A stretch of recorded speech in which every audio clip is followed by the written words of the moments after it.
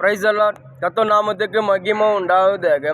இன்றைய வேத வசனம் மார்க்கு சுவிசேஷம் 1 17 நமக்கு இப்படியாக சொல்லப்படுது. இயேசு அவங்க நோக்கி, என் பின்னே வாருங்கள், உங்களை மனுஷரை பிடிக்கல ஆக்குவேன் என்றார். அதாவது இயேசுப்பா பார்த்தீங்கன்னா அவர் கலிலேயா கடலோரமும் நடந்து போயிடலாம். அப்போ மீன் பிடிக்கிற 2 பேர் இருந்தாங்க. அதாவது சீமோன் அவன் சகோதரன் அந்தரியாவும் அவங்க கடலில் வலைகளை மீன் போட்டு பிடித்திருந்தாங்க. இயேசுப்பா அவங்கள பார்த்து, நீங்கள் திடீர் கடலில் வந்து மீன் பிடிச்சி இருந்தீங்க, இனிமேல் வாங்க மனுஷனை பிடிக்கல ஆக்கும், என்னோட ஊழியத்தை செய்யுங்க, உங்களுக்கு ஒரு மேன்மையான கனமான ஒரு ஒரு உங்களை வந்து இப்போ வல்லமையத்தை பயன்படுத்தல சொல்லி ஏசப்பா அவங்க 2 பேரும் அழைக்கும் போது உடனே அவங்க 2 பேரும் அந்த வலையை போட்டு அதுக்கப்புறம் கர்த்தருடைய வார்த்தையை கீழ்ப்படிந்து உடனே அவங்க கர்த்தர் பின்னாடி போனாங்க. பார்த்தீங்கன்னா இவங்க பயங்கரமாக 2 பேர் பார்த்தீங்கன்னா பயங்கரமாக ஒரு ஊழியக்காரனை மாற்றப்பட்டாங்க. பேதுருலாம் பார்த்தீங்கன்னா அவர் நடக்கும்போது நிகழ்பட்ட அநேக பேர் சுகமானான்னு சொல்லி வேதம் சொல்லுவது. பேதுரு ஜபிச்சு ஒரு லேடி இறந்துட்டாங்க. அந்த லேடிக்கு வந்து முட்டி போட்டு ஜெபம் பண்ண ஜபிக்கும் போது அந்த லேடிக்கு வந்து ஜீவன் வருது. ஏன்னா பேதுரு அவ்வளோ வல்லமையத்தை பயன்படுத்தினார். பேதுரு பார்த்தீங்கன்னா ஒரு பயங்கர ஒரு சரித்திரமாக மாற்றப்பட. ஏன்னா பேதுரு வந்து பார்த்தீங்கன்னா ஒரு சாதாரண ஒரு மீன் பிடிக்கிற ஒரு தொழிலாளி தான்.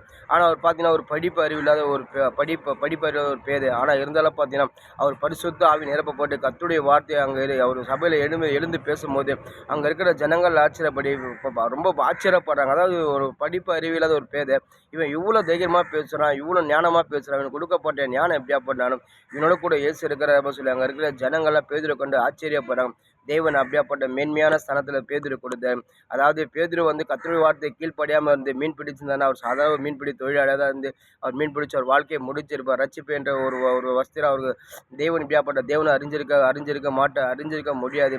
அவர் ரட்சிப்பில் வந்திருக்க மாட்டார். ஆனால் தேவன் வார்த்தையை கீழ்ப்படிந்து அது அந்த அவர் அந்த அந்த மீன் பிடிக்கிறதை விட்டுட்டு அவர் ஏசப்பாவுக்காக பின்னாடி போனார்.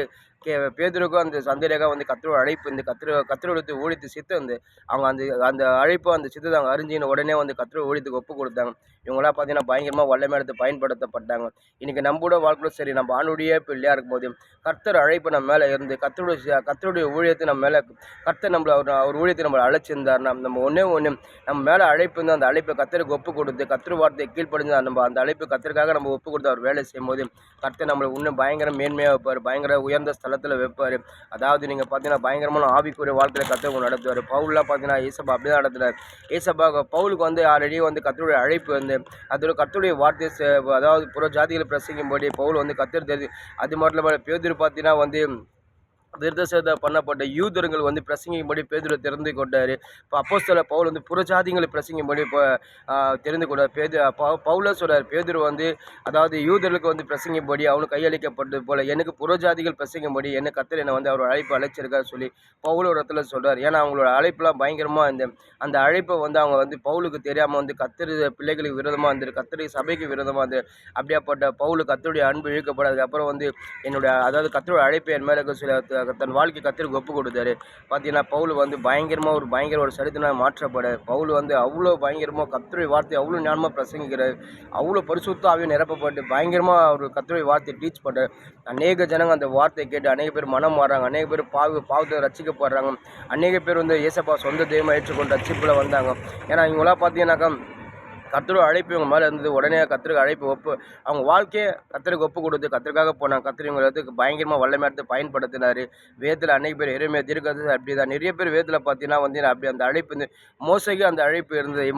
மோசை வந்து சொல்கிறார், என் ஜனங்கள் எகிப்திலேருந்து போய் நீ விடுவிச்சு வான்னு சொல்கிறார். மோசை வந்து மறுதலி எல்லா ஆண்டு நான் போக முடியாது, நான் தொத்துவாய், நான் மந்தனாகும், நான் எப்படி ஒரு ராஜா கிட்ட பேச முடியும், எப்படியோ சமாளிக்கிறேன். ஆனால் ஏசப்பா அவர் மேலே வச்சு அழைப்பு நான் வாயை உண்டாக்குன தேவன் யார், நான் தானேப்பா உன்னோட கூட இருக்கிறேன் இப்போ சொல்லி மோசை அனுப்புகிற. அப்போ மோசை பயங்கரமான காரியம் செய்கிறாரு. அதுக்கு மட்டும் யோனா பார்த்தீங்கன்னா யோனா கர்த்தர் அழைப்பு அந்த அந்த அழைப்பு விட்டு வழி விலக்கி போனான். அதுக்கப்புறம் ஏசப்பா அவனுக்காக ஒரு மீனை ஆயத்தம் பண்ணி அந்த மீன் வயிற்றுக்குள்ளே போய் அதுக்கப்புறம் அவன் வந்து மீன் வயிற்றுல ஜெபிக்கிற, ஆண்டவரே என்னை ரட்சி ஆண்டவரே, நீங்கள் என்னை தொடுங்க, மூடி சுத்தத்தை நான் செய்கிறேன் ஆண்டவரே சொல்லி அதுக்கப்புறம் வந்து அவன் நிவேனிக்கு போய் அங்கே போய் கர்த்தர் ஊழியத்தை செய்கிறான்.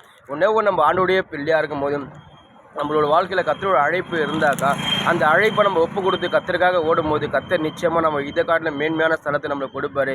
இந்த உலகத்தில் வந்து ஒரு மேன்மையான ஒரு ஸ்லாக்கியமான வந்து கர்த்தருடைய ஊழியத்தை தவிர வேறு ஒன்றுமே கிடையாது. ஏன்னா அழைப்போட கர்த்தரோட சித்தம் வந்து நம்ம ஒப்பு கொடுத்து போகும்போது கர்த்தர் நம்மளை இன்னும் எடுத்து வல்லமையாக பயன்படுத்துரு.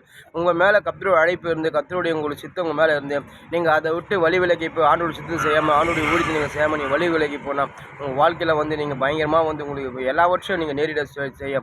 ஏன்னா தேவனுடைய அழைப்பு ஒரு மகிமையான அழைப்பு. நீங்கள் ஒன்று நீங்கள் ஆண்டுடைய பிள்ளையாக இருக்கும்போது கர்த்தருடைய அழைப்பு உங்கள் மேலே இருந்தால் நீங்கள் உடனே கர்த்தருடைய அழைப்புக்கு நீங்கள் ஒப்பு கொடுத்து கர்த்தருடைய ஊழியத்தை செய்யுங்க. கர்த்தர் உங்களை கொண்டு வல்லமையாக பயன்படுத்துவார். இவங்களாம் கர்த்தர் வல்லமையாக பயன்படுத்தினார். பேதுரு பார்த்தீங்கன்னா படிக்க தெரியாத ஒரு பேது, அவரை பார்த்தீங்கன்னா பயங்கர ஒரு ஞானியாக கர்த்தர் மாற்றினார்.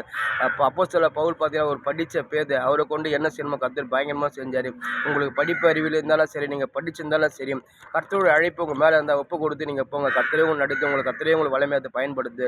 ஏன்னா அந்த உலகத்தில் இதை தவிர வர மேன்மையான ஊழியர் எதுவுமே இல்லை. வானத்தையே பூமியை உண்டாக்குன தேவனுடைய வார்த்தையை நம்ம பிரசங்கிறோம். வானத்தையே பூமியை உண்டாக்குன தேவனுடைய அவருடைய வேலையை அவர் சித்தத்தை நம்ம ஊழிய செய்கிறோம். அப்படி அதுக்காக நம்ம செய்யும் போது கர்த்தர் நம்மளை எதுக்காக உருவாக்கினா கொண்ட ஒரு மகிமை அடைவார்.